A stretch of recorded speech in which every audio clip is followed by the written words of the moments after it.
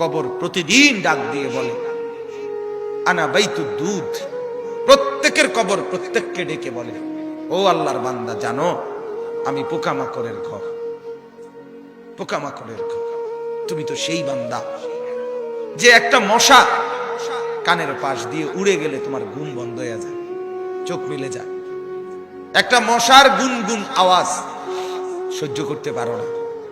একবার কয়েল, একবার অ্যারোসোল, একবার মশারি, এরপরেও তুমি চাও যে একটা মশাও যেন আমার কানের কাছে গুনগুন না করে।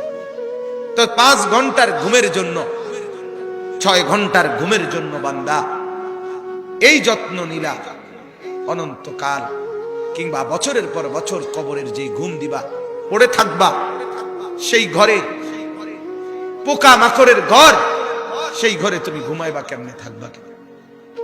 আমার বাপ, আমি থাকবো কিভাবে?